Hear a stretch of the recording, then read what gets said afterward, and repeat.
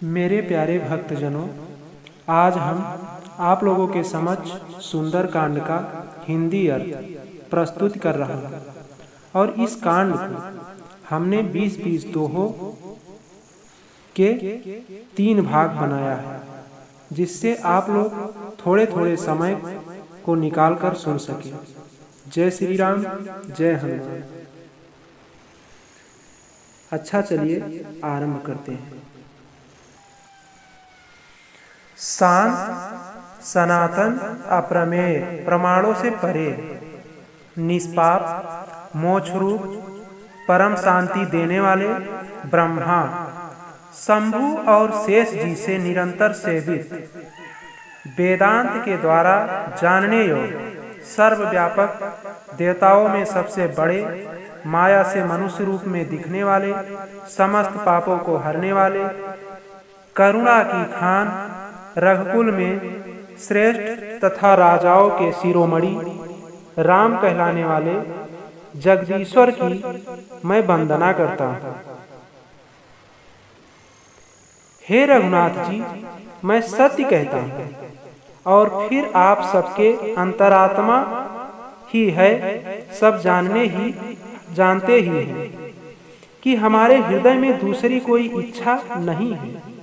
हे रघुकुल श्रेष्ठ, मुझे अपनी निर्भरा यानी पूर्ण भक्ति दीजिए और मेरे मन को काम आदि दोषों से रहित कीजिए।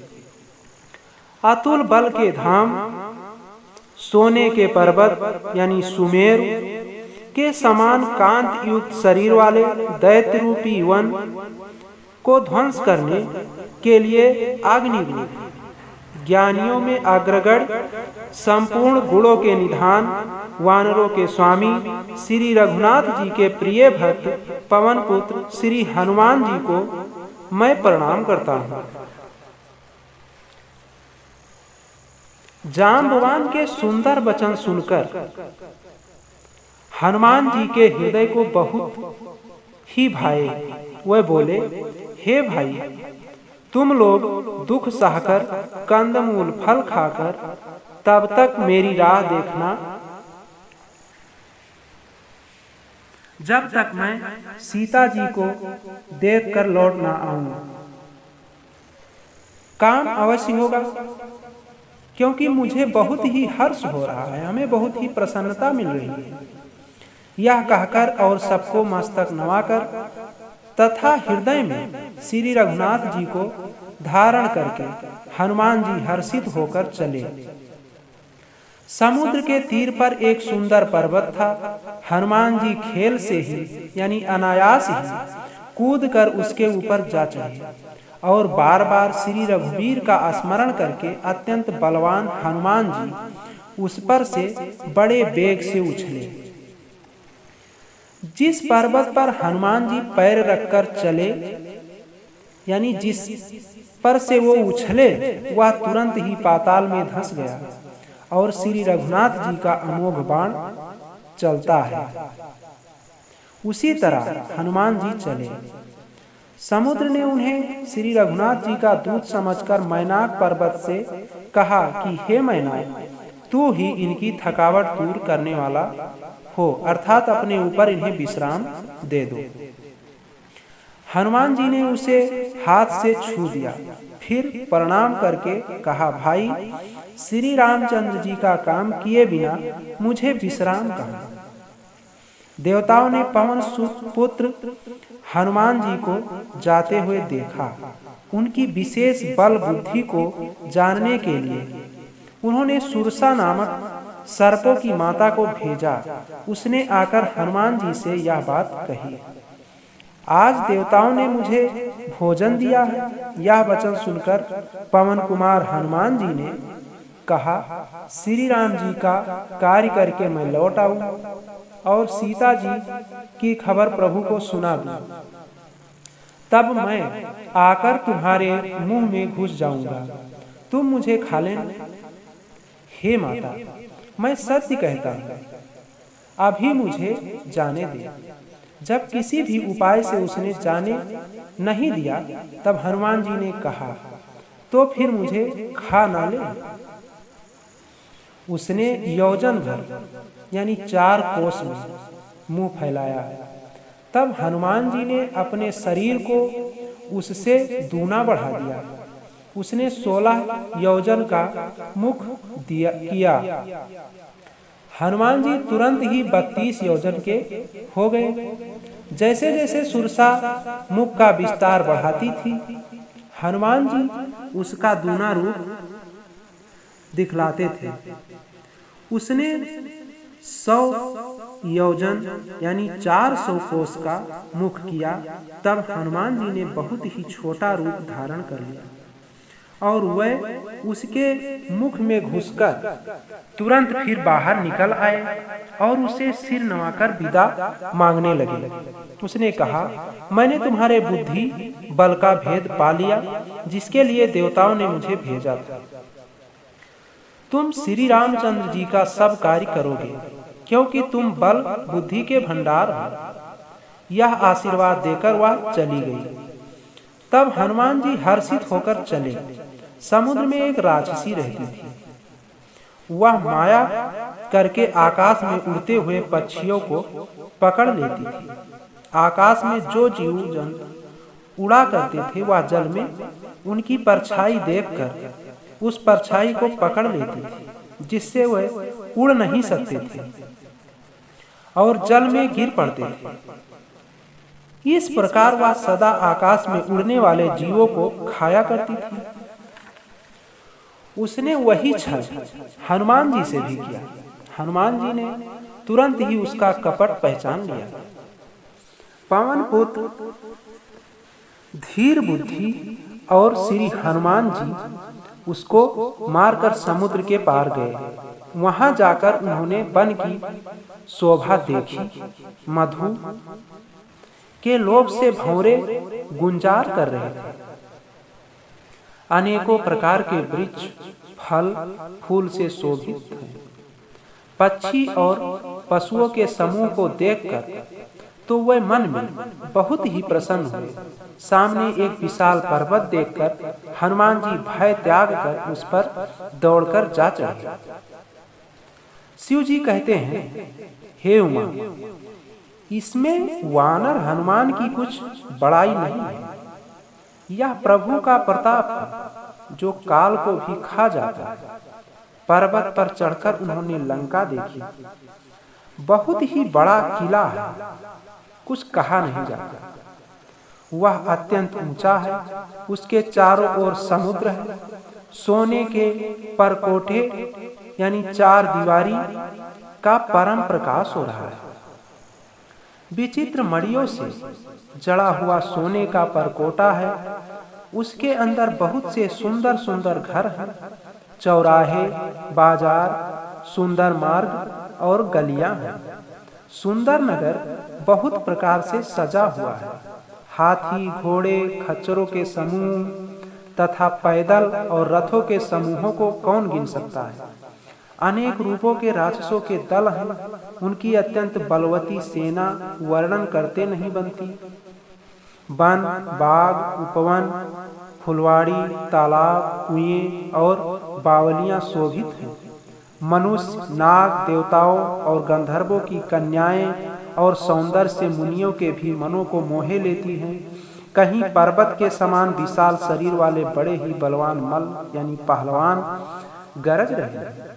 वह अनेकों अखाड़ों में बहुत प्रकार से भिड़ते और एक दूसरे को ललकारते हैं। भयंकर शरीर वाले करोड़ों योद्धा यत्न करके बड़ी सावधानी से नगर की चारों दिशाओं में सब ओर से रखवाली करते हैं। कहीं दुष्ट राक्षस भैंसों, मनुष्यों, गायों, गधों और बकरों को खा रहे हैं। तुलसीदास ने इनकी कथा इसलिए कुछ थोड़ी सी ही कही है कि ये निश्चय ही श्री रामचंद्र जी के बाण रूपी तीर्थ में शरीर को त्याग कर परम गति पावेंगे। नगर के बहुसंख्यक रखवालों को देखकर हनुमान जी ने मन में विचार किया कि अत्यंत छोटा रूप धरूं और रात के समय नगर में प्रवेश करूं। हनुमान जी मच्छर के समान छोटा सा रूप धारण कर नर रूप से लीला करने वाले भगवान श्री रामचंद्र जी का स्मरण करके लंका को चले। लंका के द्वार पर लंकिनी नामक एक राक्षसी रहती थी। वह बोली, मेरा निरादर करके बिना मुझसे पूछे कहाँ चला जा रहा है? हे मूर्ख, तूने मेरा भेद नहीं जाना। जहाँ तक जितने चोर हैं वे सब मेरे आहार हैं। महाकपि हनुमान जी ने उसे एक घूसा मारा, जिससे वह खून की उल्टी करती हुई पृथ्वी पर लुढ़क पड़ी। वह लंकिनी फिर अपने को संभाल कर उठी और डर के मारे हाथ जोड़कर विनती करने लगी। वह बोली, रावण को जब ब्रह्मा जी ने वर दिया था, तब चलते समय उन्होंने मुझे राक्षसों के विनाश की यह पहचान बता दी थी कि जब तू बंदर के मारने से व्याकुल हो जाए, तब तू राक्षसों का संहार हुआ कि जान लेना। हे तात, मेरे बड़े पुण्य हैं जो मैं श्री रामचंद्र जी के दूत यानी हनुमान जी को कहा कि आपको नेत्रों से देख पाई। हे तात, स्वर्ग और मोक्ष के सब सुखों को तराजू के एक पलड़े में रखा जाए तो भी वह सब मिलकर दूसरे पलड़े पर रखे हुए उस सुख के बराबर नहीं हो सकते जो लब क्षण मात्र के सत्संग से होता है। अयोध्यापुरी के राजा श्री रघुनाथ जी को हृदय में रखे हुए नगर में प्रवेश करके सब काम कीजिए। उसके लिए विष अमृत हो जाता है, शत्रु मित्रता करने लगते हैं, समुद्र गाय के खुर के बराबर हो जाता है, अग्नि में शीतलता आ जाती है, और हे गरुड़ जी, सुमेर पर्वत उसके लिए रज के समान हो जाता है, जिसे श्री रामचंद्र जी ने एक बार कृपा करके देख लिया। तब हनुमान जी ने बहुत ही छोटा रूप धारण किया और भगवान का स्मरण करके नगर में प्रवेश किया। उन्होंने एक एक यानी प्रत्येक महल की खोज की, जहां तहां असंख्य योद्धा देखे। फिर वह रावण के महल में गए। वह अत्यंत विचित्र था, जिसका वर्णन नहीं हो सकता। हनुमान जी ने उस रावण को शयन किए देखा, परंतु महल में जानकी जी नहीं दिखाई दी। फिर एक सुंदर महल दिखाई दिया। वहां भगवान का एक अलग मंदिर बना हुआ था। वह महल श्री राम जी के आयुध यानी धनुष बाण के चिन्हों से अंकित था। उसकी शोभा वर्णन नहीं की जा सकती। वहां नवीन नवीन तुलसी के वृक्ष समूहों को देखकर कपिराज हनुमान जी हर्षित हुए। लंका तो राक्षसों के समूह का निवास स्थान है, यहाँ सज्जन साधु पुरुष का निवास कहाँ? हनुमान जी मन में इस प्रकार तर्क करने लगे। उसी समय विभीषण जी जागे। विभीषण ने राम नाम का स्मरण किया। हनुमान जी उन्हें सज्जन जाना और हृदय में हर्षित हुए। हनुमान जी ने विचार किया कि इनसे हट करके अपनी ओर से ही परिचय करूंगा, क्योंकि साधु से कार्य की हानि नहीं होती, प्रत्युत लाभ ही होता है। ब्राह्मण का रूप धारण कर हनुमान जी ने उन्हें वचन सुनाया यानी पुकारा। सुनते ही विभीषण जी उठकर वहां आए, प्रणाम करके कुशल पूछी और कहा कि हे ब्राह्मण देव, अपनी कथा समझाकर कहिए। क्या आप हरि भक्तों से कोई हैं? क्योंकि आपको देखकर मेरे हृदय में अत्यंत प्रेम उमड़ रहा है। अथवा क्या आप दीनों से प्रेम करने वाले स्वयं श्री राम जी ही हैं, जो मुझे बड़भागी बनाने घर बैठे दर्शन देकर कृतार्थ करने आए हैं? तब हनुमान जी ने श्री रामचंद्र जी की सारी कथा कहकर अपना नाम बताया। सुनते ही दोनों के शरीर पुलकित हो गए और श्री राम जी के गुण समूहों का स्मरण करके दोनों के मन प्रेम और आनंद में मग्न हो गए। विभीषण जी ने कहा, हे पवन पुत्र, मेरी रहनी सुनो। मैं यहाँ वैसे ही रहता हूँ जैसे दांतों के बीच में बेचारी जीव। हे तात, मुझे अनाथ जानकर सूर्य कुल के नाथ श्री रामचंद्र जी क्या कभी मुझ पर कृपा करेंगे?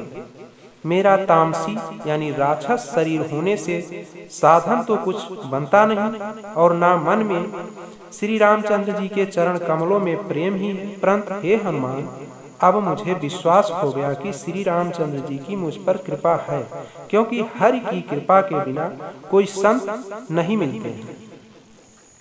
जब श्री रघुवीर ने कृपा की है तभी तो आपने मुझे हट करके अपनी ओर से दर्शन दिए। हनुमान जी ने कहा, हे विभीषण जी, सुनिए, प्रभु की यही रीति है कि वह सेवक पर सदा ही प्रेम किया करते हैं। भला कहिए, मैं ही कौन बड़ा कुलीन हूँ, जाति का चंचल वानर हूँ और सब प्रकार से नीच हूँ। प्रातःकाल जो हम लोगों बंदरों का नाम ले ले तो उस दिन उसे भोजन न मिले। हे सखा, सुनिए, मैं ऐसा अधम हूँ, पर श्री रामचंद्र जी तो मुझ पर भी कृपा ही की है। भगवान के गुणों का स्मरण करके हनुमान जी के दोनों नेत्रों में प्रेमाश्रुओं का जल भर आया। जो जानते हुए भी ऐसे स्वामी रघुनाथ जी को भुलाकर विषयों के पीछे भटकते फिरते हैं, वह दुखी क्यों ना हो। इस प्रकार श्री राम जी के गुण समूहों को कहते हुए उन्होंने अनिर्वाचनीय यानी परम शांति प्राप्त की। फिर विभीषण जी ने श्री जानकी जी जिस प्रकार वहां लंका में रहती थी वह सब कथा कही। तब हनुमान जी ने कहा, हे भाई सुनो, मैं जानकी माता को देखना चाहता हूँ। विभीषण जी ने माता के दर्शन की सब युक्तियां उपाय कह सुनाई। तब हनुमान जी विदा लेकर चले। फिर वही पहले का मशक सरीखा रूप धरकर वहां गए और जहां अशोक वन में वन के जिस भाग में सीता जी रहती थी, सीता जी को देखकर हनुमान जी ने उन्हें मन ही मन प्रणाम किया। उन्हें बैठे ही बैठे रात्रि के चारों पहर बीत जाते हैं। शरीर दुबला हो गया है, सिर पर जटाओं की एक बेड़ी लट है। हृदय में श्री रघुनाथ जी के गुण समूहों का जाप यानी स्मरण करती रहती है। श्री जानकी जी नेत्रों को अपने चरणों में लगाए हुए हैं, नीचे की ओर देख रही हैं और मन श्री राम जी के चरण कमलों में लीन है। जानकी जी को दीन दुखी देखकर पवन पुत्र हनुमान बहुत ही दुखी हुए। हनुमान जी वृक्ष के पत्तों में छिप रहे और विचार करने लगे कि हे भाई, क्या करूं, इनका दुख कैसे दूर करूं। उसी समय बहुत सी स्त्रियों को साथ लिए सज धज कर रावण वहां आया। उस दुष्ट ने सीता जी को बहुत प्रकार से समझाया, साम दान भय और भेद दिखलाया। रावण ने कहा, हे सुमुखी, हे सयानी, सुनो, मंदोदरी आदि सब नारियों को मैं तुम्हारी दासी बना दूंगा, यह मेरा प्रण है। तुम एक बार मेरी ओर देखो तो सही। अपने परम स्नेही कौशलाधीश श्री रामचंद्र जी का स्मरण करके जानकी जी तिनके की आड़ यानी पर्दा में करके कहने लगी, हे दशमुख, सुन, जुगनू के प्रकाश से कभी कमलनी खिल जा सकती है। जानकी जी फिर कहती है, तू अपने लिए भी ऐसा ही मन में समझ ले। रे दुष्ट, तुझे श्री रघुवीर के बाण की खबर नहीं है। रे पापी, तू मुझे सूने में हर लाया है। रे अधम निर्लज्ज, तुझे लज्जा नहीं आती। अपने को जुगनू के समान और रामचंद्र जी को सूर्य के समान सुनकर और सीता जी के कठोर वचनों को सुनकर रावण तलवार निकालकर बड़े गुस्से में आकर बोला, सीता, तूने मेरा अपमान किया, मैं तेरा सिर इस कठोर कृपाण से काट डालूंगा, नहीं तो अब भी जल्दी मेरी बात मान ले। हे सुमुखी, नहीं तो जीवन से हाथ धोना पड़ेगा। सीता जी ने कहा, हे दशग्रीव, प्रभु की भुजा जो श्याम कमल की माला के समान सुंदर और हाथी को सूंड के समान पुष्ट तथा विशाल है, या तो वह भुजा ही मेरे कंठ में पड़ेगी या तेरी भयानक तलवार ही। रे सट, सुन, यही मेरा सच्चा प्रण है। सीता जी कहती हैं, हे चंद्रहास, तलवार श्री रघुनाथ जी के विरह की अग्नि से उत्पन्न मेरी बड़ी भारी जलन को तू हर ले। हे तलवार, तू शीतल, तीव्र और श्रेष्ठ धारा बहाती है, अर्थात मेरी धारा ठंडी और तेज है। तू मेरे दुख के बोझ को हर ले। सीता जी के ये वचन सुनते ही वह मारने दौड़ा। तब मैदानों की पुत्री मंदोदरी ने नीति कहकर उसे समझाया। तब रावण ने सब राक्षसियों को बुलाकर कहा कि जाकर सीता को बहुत प्रकार से भय दिखलाओ। यदि महीने भर में यह कहा न माने तो मैं इसे तलवार निकालकर मार डालूंगा। यो कहकर रावण घर चला गया। यहाँ राक्षसियों के समूह बहुत से बुरे रूप धरकर सीता जी को भय दिखलाने लगे। उसमें एक त्रिजटा नाम की राक्षसी थी। उसकी श्री रामचंद्र जी के चरणों में प्रीत थी और वह विवेक ज्ञान में निपुण थी। उसने सबों को बुलाकर अपना स्वप्न सुनाया और कहा, सीता जी की सेवा करके अपना कल्याण कर लो। स्वप्न में मैंने देखा है कि एक बंदर ने लंका जला दी, राक्षसों की सारी सेना मार डाली गई।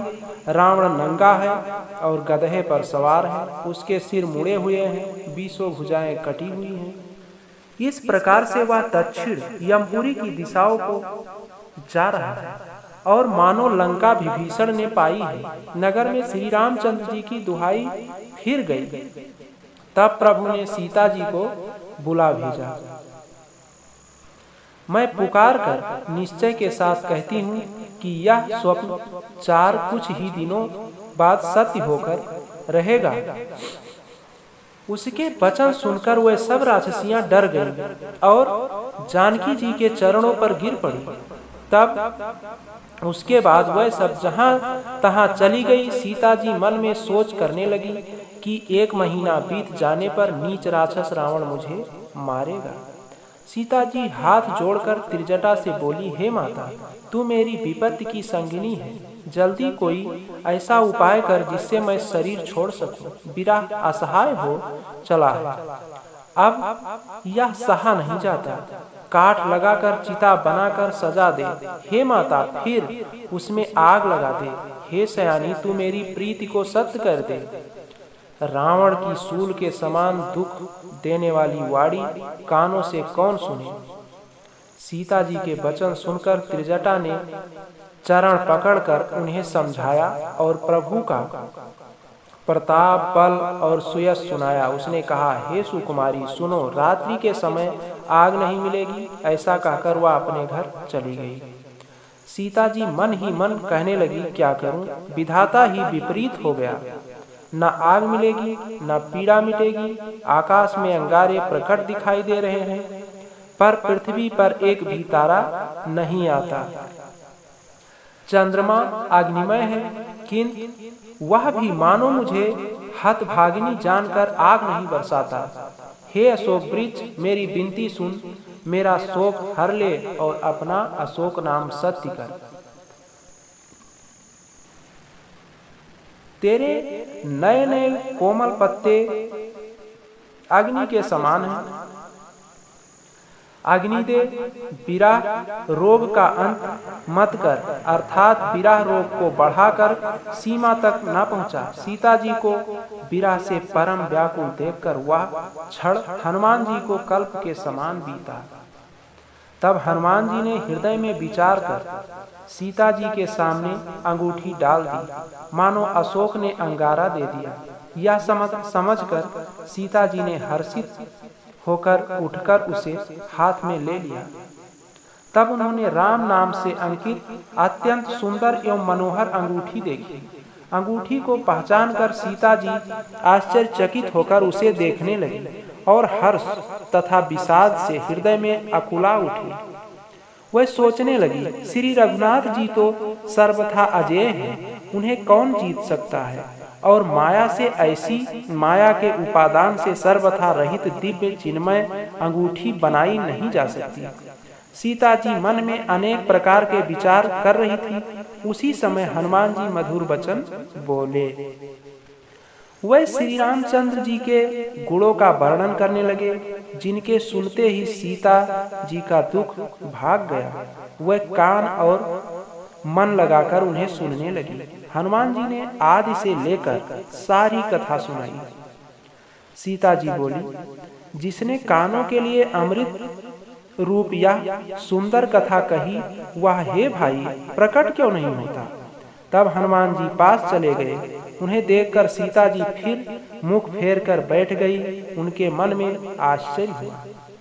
हनुमान जी ने कहा, हे माता जानकी, मैं श्री राम जी का दूत हूँ, करुणा निधान की सच्ची शपथ करता हूँ। हे माता, यह अंगूठी मैं ही लाया हूँ। श्री राम जी ने मुझे आपके लिए यह शहीदानी निशानी या पहचान दी है। सीता जी ने पूछा, नर और वानर का संग कहो कैसे हुआ। तब हनुमान जी ने जैसे संग हुआ था वह सब कथा कही। हनुमान जी के प्रेम युक्त वचन सुनकर सीता जी के मन में विश्वास उत्पन्न हो गया। उन्होंने जान लिया कि यह मन, वचन और कर्म से कृपा सागर श्री रघुनाथ जी का दास है। भगवान का जन सेवक जानकर अत्यंत गाढ़ी प्रीत हो गई। नेत्रों में प्रेमाश्रुओं का जल भर आया और शरीर अत्यंत पुलकित हो गया। सीता जी ने कहा, हे तात, हनुमान विरह सागर में डूबती हुई मुझको तुम जहाज हुए। मैं बलिहारी जाती हूँ। अब छोटे भाई लक्ष्मण जी सहित घर के शत्रु सुखधाम प्रभु का कुशल मंगल कहो।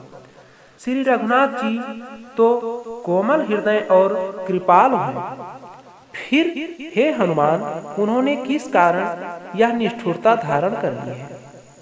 सेवक को सुख देना उनकी स्वाभाविक बान है। श्री रघुनाथ जी क्या कभी मेरी भी याद करते हैं।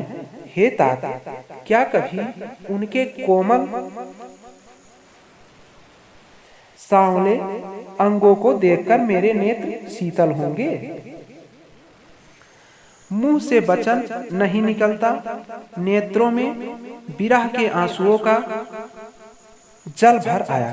बड़े दुख से वह बोली, हा नाथ, आपने मुझे बिल्कुल ही भुला दिया। सीता जी को विरह से परम व्याकुल देखकर हनुमान जी कोमल और विनीत वचन बोले, हे माता, सुंदर कृपा के धाम प्रभु भाई लक्ष्मण जी के सहित शरीर से कुशल हैं, परंतु आपके दुख से दुखी हैं। हे माता, मन में ग्लानि न मानिए, मन छोटा करके दुख न कीजिए। श्री रामचंद्र जी के हृदय में आपसे दूना प्रेम है। हे माता, अब धीरज धरकर श्री रघुनाथ जी का संदेश सुनिए। ऐसा कहकर हनुमान जी प्रेम से गदगद हो गए। उनके नेत्रों में प्रेमाश्रुओं का जल भर आया। हनुमान जी बोले, श्री रामचंद्र जी ने कहा है कि हे सीते, तुम्हारे वियोग में मेरे लिए सभी पदार्थ प्रतिकूल हो गए हैं। वृक्षों के नए नए कोमल पत्ते मानो अग्नि के समान, रात्रि काल रात्रि के समान, चंद्रमा सूर्य के समान, और कमलों के वन भालों के वन के समान हो गए हैं। मेघ मानो खौलता हुआ तेल बरसाते हैं। जो हित करने वाले थे वही अब पीड़ा देने लगे हैं। त्रिविध शीतल मंद सुगंध वायु सांप के श्वास के समान जहरीली और गर्म हो गई है। मन का दुख कह डालने से भी कुछ घट जाता है, पर कहूँ किससे, यह दुख कोई जानता नहीं है। नहीं, हे प्रिय, मेरे और तेरे प्रेम का तत्व रहस्य एक मेरा मन ही जानता है, और वह मन सदा तेरे ही पास रहता है। बस मेरे प्रेम का सार इतने में ही समझ लें। प्रभु का संदेश सुनते ही जानकी जी प्रेम में मग्न हो गई। उन्हें शरीर की सुध न रही। हनुमान जी ने कहा, हे माता, हृदय में धैर्य धारण करो और सेवकों को सुख देने वाले श्री रामचंद्र जी का स्मरण करो। श्री हनुमान जी की प्रभुता को हृदय में लाओ और मेरे वचन सुनकर कायरता छोड़ दो। राक्षसों के समूह पतंगों के समान और श्री रघुनाथ जी के बाण अग्नि के समान हैं। हे माता, हृदय में धैर्य धारण करो और राक्षसों को जला ही समझो। श्री रामचंद्र जी ने यदि खबर पाई होती तो वह विलंब न करते। हे जानकी जी, रामवाण रूपी सूर्य के उदय होने पर राक्षसों की सेना रूपी अंधकार कहाँ रह सकता है। हे माता, मैं आपको अभी यहाँ से लिवा जाऊं, पर श्री रामचंद्र जी की शपथ है, मुझे प्रभु उनकी आज्ञा नहीं है। अतः हे माता, कुछ दिन और धीरज धरो। श्री रामचंद्र जी वानरों सहित यहाँ आवेंगे और राक्षसों को मारकर आपको ले जाएंगे। नारद आदि ऋषि मुनि तीनों लोकों में उनका यश गाएंगे। सीता जी ने कहा, हे पुत्र, सब मानव तुम्हारे ही समान नन्हे नन्हे से होंगे। राक्षस तो बड़े बलवान योद्धा हैं, अतः मेरे हृदय में बड़ा भारी संदेह होता है कि तुम जैसे बंदर राक्षसों को कैसे जीतेंगे। यह सुनकर हनुमान जी ने अपना शरीर प्रकट किया। सोने के पर्वत सुमेरु के आकार का अत्यंत विशाल शरीर था, जो युद्ध में शत्रुओं के हृदय में भय उत्पन्न करने वाला अत्यंत बलवान और वीर था। तब उसे देखकर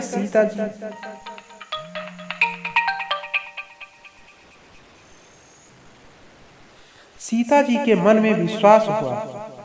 हनुमान जी ने फिर छोटा रूप धारण कर लिया। हे माता सुनो, वानरों में बहुत बल बुद्धि नहीं होती, परंतु प्रभु के प्रताप से बहुत छोटा सर्प भी गरुड़ को खा सकता है। अत्यंत निर्बल भी महान बलवान को मार सकता है। भक्ति, प्रताप, तेज और बल से सनी हुई हनुमान जी की वाणी सुनकर सीता जी के मन में संतोष हुआ। उन्होंने श्री राम जी के प्रिय जानकर हनुमान जी को आशीर्वाद दिया कि हे तात, तुम बल और शील के निधान हो। हे पुत्र, तुम अजर, बुढ़ापे से रहित, अमर और गुणों के खजाने हो। श्री रघुनाथ जी तुम पर बहुत कृपा करें, प्रभु कृपा करें। ऐसा कानों से सुनते ही हनुमान जी पूर्ण प्रेम में मग्न हो गए। हनुमान जी ने बार बार सीता जी के चरणों में सिर नवाया और फिर हाथ जोड़कर कहा, हे माता, अब मैं कृतार्थ हो गया। आपका आशीर्वाद अमोघ अचूक है, यह बात प्रसिद्ध है। हे माता सुनो, सुंदर फल वाले वृक्षों को देखकर मुझे बड़ी ही भूख लगाई है। सीता जी ने कहा, हे बेटा सुनो, बड़े भारी अयोध्या राक्षस इस वन की रखवाली करते हैं। हनुमान जी ने कहा, हे माता, यदि आप मन में सुख माने प्रसन्न होकर आज्ञा दें तो मुझे उनका भय तो बिल्कुल नहीं है। हनुमान जी को बुद्धि और बल में निपुण देखकर जानकी जी ने कहा, जाओ हे तात, श्री रघुनाथ जी के चरणों को हृदय में धारण करके मीठे फल खाओ। वह सीता जी को सिर नवाकर चले और बाग में घुस गए और फल खाए और वृक्षों को तोड़ने लगे। वहां बहुत से अयोध्या रखवाले थे, उनमें से कुछ को मार डाला और कुछ ने जाकर रावण से पुकार की और कहा, हे नाथ, एक बड़ा भारी बंदर आया है। उसने अशोक वाटिका उजाड़ डाली, फल खाए, वृक्षों को उखाड़ डाला और रखवालों को मसल मसल कर जमीन पर डाल दिया। यह सुनकर रावण ने बहुत से योद्धा भेजे। उन्हें देखकर हनुमान जी ने गर्जना की। हनुमान जी ने सब राक्षसों को मार डाला। कुछ जो अधमरे थे चिल्लाते हुए गए। फिर रावण ने अक्षय कुमार को भेजा। वह असंख्य श्रेष्ठ योद्धाओं को साथ लेकर चला। उसे आते देखकर हनुमान जी ने एक वृक्ष हाथ में लेकर ललकारा और उसे मारकर महाधूम बड़े जोर से गर्जना की। उन्होंने सेना में कुछ को मार डाला और कुछ को मसल डाला और कुछ को पकड़ पकड़ कर धूल में मिला दिया। कुछ ने फिर जाकर पुकार की कि हे प्रभु, बंदर बहुत ही बलवान है। पुत्र का वध सुनकर रावण क्रोधित हो उठा और उसने अपने जेठे पुत्र यानी सबसे बड़े पुत्र बलवान मेघनाथ को भेजा। उसने कहा कि हे पुत्र, मारना नहीं, उसे बांध लाना। उस बंदर को देखा जाए कि कहाँ का है।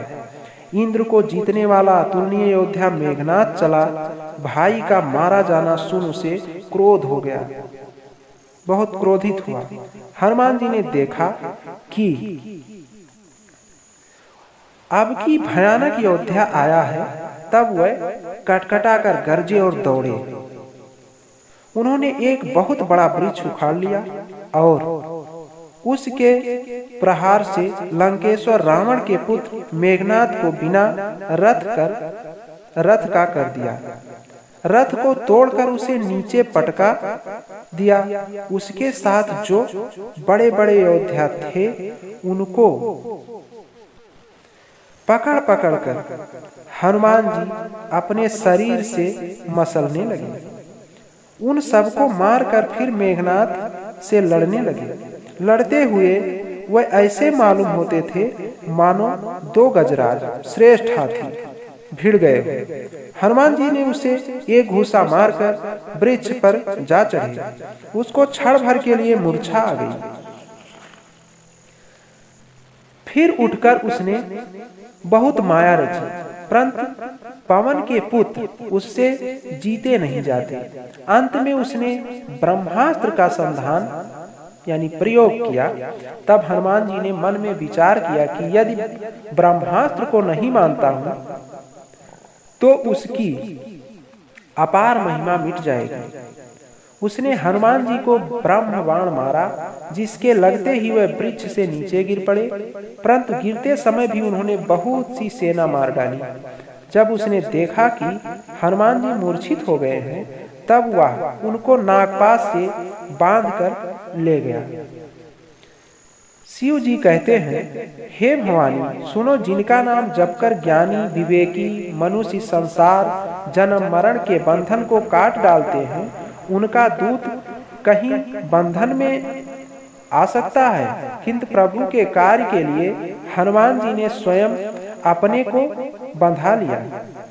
बंदर का बांधा जाना सुनकर राक्षस दौड़े और कौतुक के लिए तमाशा देखने के लिए सब सभा में आए। हनुमान जी ने जाकर रावण की सभा देखी। उसकी अत्यंत प्रभुता कुछ कही नहीं जाती।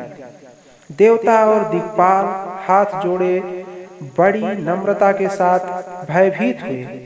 सब रावण की भौं ताक रहे हैं, उसका रूप देख रहे हैं। उसका ऐसा प्रताप देखकर भी हनुमान जी के मन में जरा भी डर नहीं हुआ।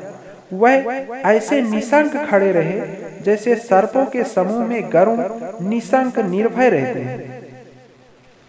हनुमान जी को देखकर रावण दुर्वचन कहता हुआ खूब हंसा। फिर पुत्र वध का स्मरण किया तो उसके हृदय में विषाद उत्पन्न हो गया। लंकापति रावण के कहे जाने पर, रे वानर तू कौन है, जिसके बल पर तूने वन को उजाड़ कर नष्ट कर डाला? क्या तूने कभी मुझे मेरा नाम और यश कानों से नहीं सुना? रे सट, मैं तुझे अत्यंत निशंक देख रहा हूँ। तूने किस अपराध से राक्षसों को मारा? रे मूर्ख बता, क्या मुझे प्राण जाने का भय नहीं है? हनुमान जी ने कहा, हे राम सुन, जिनका बल पाकर माया संपूर्ण ब्रह्मांडों के समूहों की रचना करती है, जिनके बल से हे दशशीष ब्रह्मा विष्णु महेश सृष्टि का सृजन पालन और संहार करते हैं, जिनके बल से सहस्त्रमुख फड़ों वाले शेष जी पर्वत और वन सहित समस्त ब्रह्मांड को जिस पर धारण करते हैं, जो देवताओं की रक्षा के लिए नाना प्रकार की देह धारण करते हैं, और जो तुम्हारे जैसे मूर्खों को शिक्षा देने वाले हैं, जिन्होंने शिव जी के कठोर धनुष को तोड़ डाला और उसी के साथ राजाओं के समूह का गर्भ चूर्ण कर दिया, जिन्होंने खरदूषण त्रिशिरा और बाली को मार डाला, जो सब के सब अतुलनीय बलवान थे। बस भक्तजनों, आज यहीं तक। अगले भाग को लेकर हम अगले वीडियो में प्रस्तुत होंगे।